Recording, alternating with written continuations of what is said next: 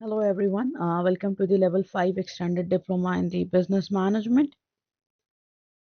So today we will discuss the Unit 6 of this diploma, that is operating in a global context, like when you are doing the business in the international market or the globally, then what are the rules and regulations and what are the strategies that you have to follow to conduct the business.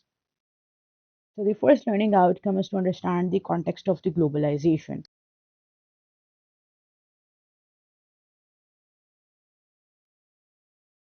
So we have different waves of globalization there. First, we have first wave that is in the 19th century and early 20th century. Well, this wave is driven by the advancement in the transportation and communication and the colonial expansion and industrialization. And then we have the second wave that was started in 1945 and continued to 1980s. It is after the World War II. It is the post World War II economic recovery. And in this wave, there is the trade liberalization, there is rise of multinational corporations and creation of global institutions, for example, United Nations and World Trade Organization, WTO. Then we have the third wave that has started in 1990s and it is up to the present, and it is the internet boom, it is the technological advancement, it is the integration of the global market, it is driven by the free trade agreement and digital innovation. So we have globalization 4.0 and globalization 5.0. So what is globalization 4.0? It is characterized by the fourth industrial revolution and it focusing on the fusion of technologies, for example, artificial intelligence, robotics, and IoT, which transforming the industries and economies. IoT stand for Internet of Things. Then we have the globalization 5.0. It is expected to center on sustainability, ethical considerations, and leveraging the technology for a more inclusive global economy with the equitable benefits for all. Now we have the next assessment criteria in which we compare different types of globalization. So we have different type of globalization. The first is the political globalization. It is the growth of international organizations, for example, UN, NATO, WTO. It increased the global governance and cooperation on global issues. Then we have the social globalization. It is the spread of culture, values, and lifestyle through media and migration. It is the global interconnectedness in the education, healthcare, and human rights. Then we have economic globalization. It is the expansion of global trade, investment, and capital flows. It is the growth of multinational corporations and global supply chains. Then we have technological globalization. It is the rapid spread of information and communication technologies, and it is the integration of the economies through digital platforms and innovations. Then we have the third assessment criteria in which we discuss the positive and negative effects of the globalization. So, what are the positive and negative effects of the globalization? Here are some positive and negative effect. If we talk about the job skills and creation, then it has the positive effect because the globalization create the employment and new skills development opportunity. If you talk about the cross-cultural integration, then it is again the positive effect or positive impact because it fostered the understanding and tolerance between the culture. If we talk about social and economic mobility, then it enables the upward social and economic movement across the border. So it is again the positive impact. But if we talk about the cross-cultural integration again, then it has the negative impact too. Let me highlight it for you people here that I am talking about. That cross-cultural integration has negative effect too. It can lead to the cultural homogenization and the loss of local identity. It can be difficult for the people to work in the diversity because of globalization. And if we talk about the social and economic mobility again, then it again has the negative impact that it can increase the gap between rich people and poor people due to unequal benefits. And if we talk about the rich dominate poor, then again it has a negative impact because it increases the global inequality with rich countries exploiting the poor countries. If we talk about national business cease the trading, then again it has a negative impact because local businesses are now struggling to compete with the multinational companies. Then, if we talk about ideological conflict, that again it has a negative impact because it has the clashes between the different ideologies and values across the nation. Now we have the second learning outcome in which we understand the factors which drive the globalization. The first assessment criteria is to explain what is meant by the term global economy.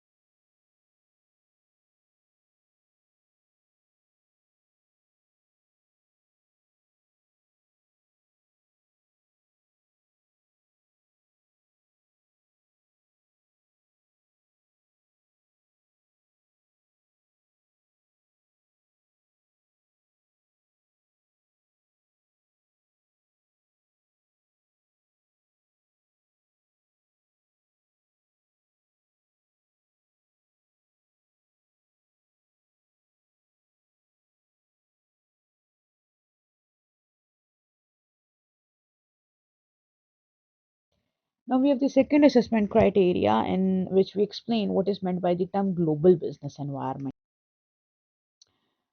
For this, we have to understand what is global pestle. P stands for political, E stands for economic, S stands for social, T stands for technological, the next E stands for environmental, and L stands for legal. So, what is political factors? Political factors are the government policies, these are international relations, political stability that influence the global business operations.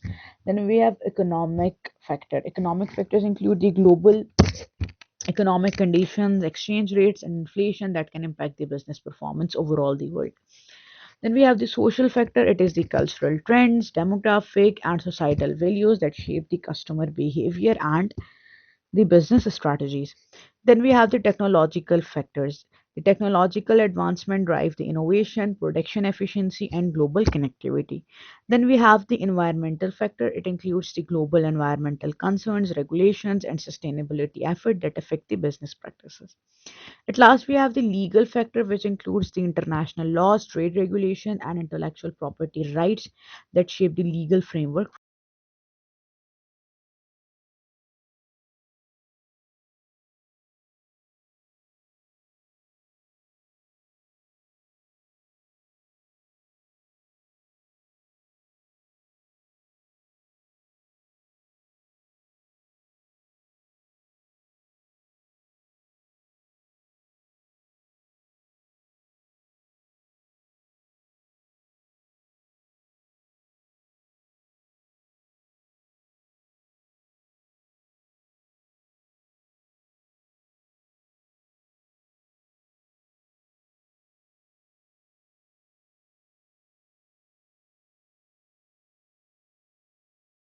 Now, what is protectionism?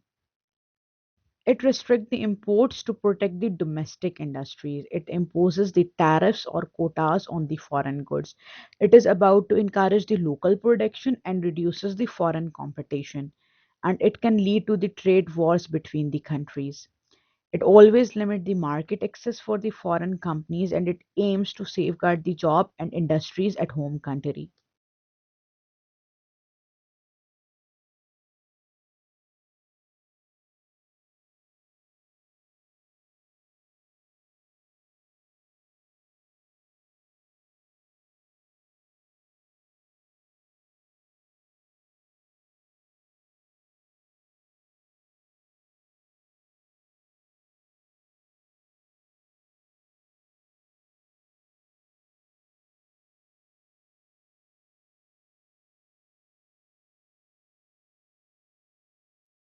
Now let's talk about the political alliances. They strengthen the diplomatic relation between the nations. They facilitate the cooperation on the global issue, for example, security and trade. and it formed the strategic partnership to counter the shared threats. It support the mutual economic development and stability. It influenced the global decision making in international forums, and it aligns the countries with common political ideologies or interests. Now we have the second assessment criteria in which we discuss the key global issues which drives the globalization. So the key global issues include the economic alliances, regional integration, factors and drivers of globalization, for example, push and pull factor, demand and supply factors. Now let's talk about the key global issues in detail. The first one was the economic alliances.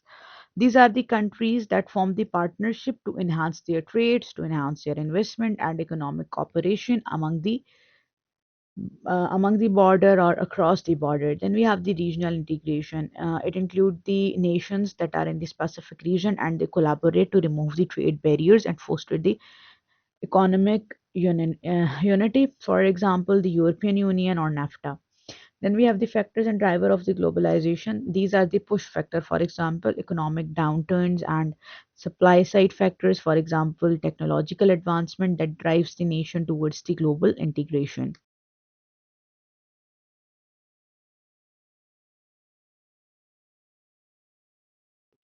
So the first assessment criteria is to discuss why a business would want to enter a global market. There are several reasons. The first is that expanding globally can optimize the resources used and increase the operational efficiency. The second is that companies pursue new markets to increase the sales and revenue by entering the untapped region. The second reason to enter the global market is that it allows the business to reach a larger and more diverse group of consumers. Another reason is to expand. Another reason to expand your business globally is that it is helpful to reduce the risk by diversifying the market presence across the different regions. And the global expansion always provides the access to new raw material, new talent, or technology that may be scarce or costly domestically. And again, the another reason for going global is that it can give your business a strategic edge by accessing new market before your competitors. Now we have the second assessment criteria in which we compare the different ways in which a business can enter a global market.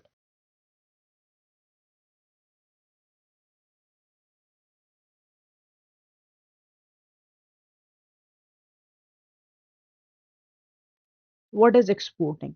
Exporting is the low investment and there is low risk in the exporting, but it has a higher transport cost and tariff. And in exporting, you have limited control over the market and distribution because you just export your product to another market. Then you have the licensing.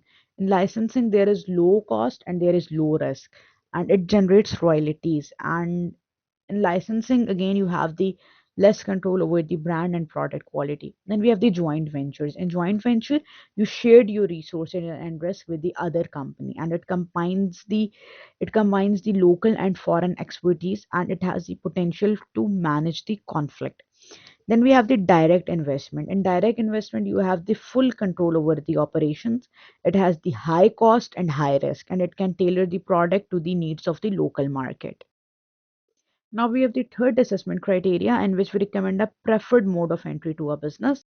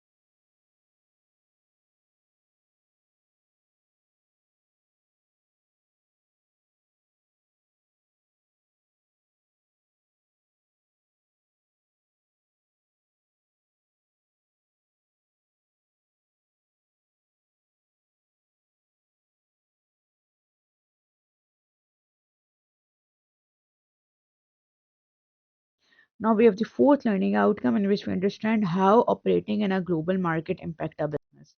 The first assessment criteria is to explain how operating in a global market impact our business structure and culture. So the first slide is about the business structure and culture in the global market.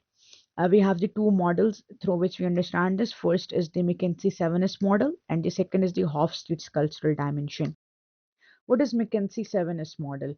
It has total 7S. The first S is about the strategy. It helps the business to align their global strategies with the market demand and competitive pressure. The second S is about the structure, which guides how the global operations are structured, whether they are centralized or they are decentralized to ensure the efficiency of the organization. The third S is about the systems. It ensures the consistent process across the border from supply chain to communication network.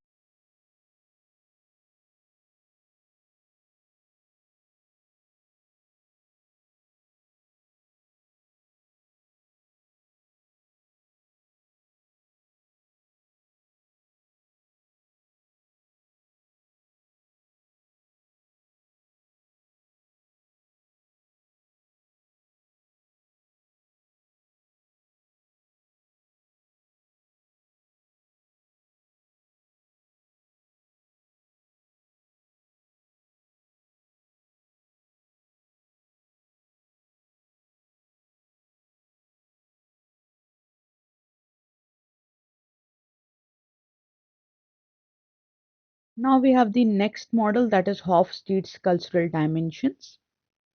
There are total six dimensions. The first one is the power distance. It determines that how hierarchical or egalitarian the organization should be in different regions.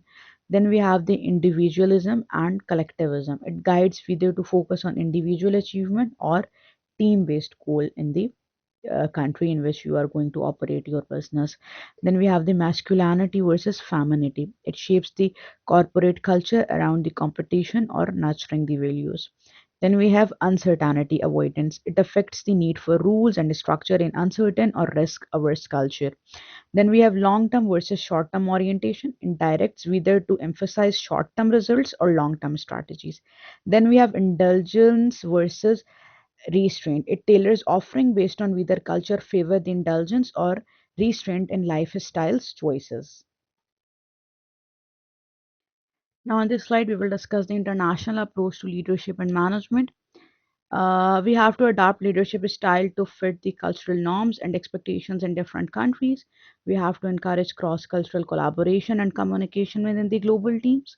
We have to implement flexible management practices to accommodate the diverse work ethics and regulations in the organization, and we have to foster a global mindset among the leaders to navigate the international markets in an effective manner.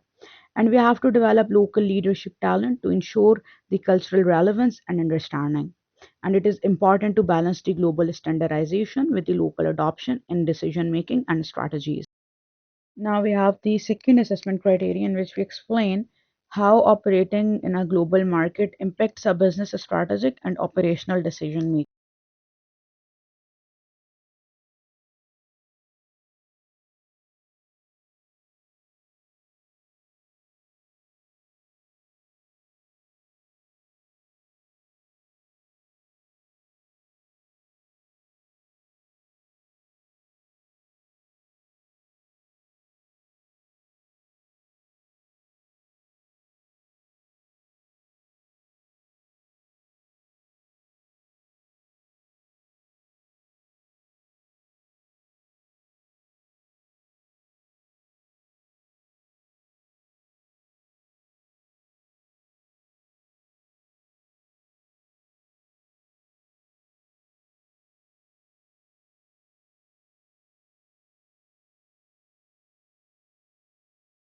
Now we have the fourth assessment criterion, which suggests the different ways in which a business could respond to the impact of global.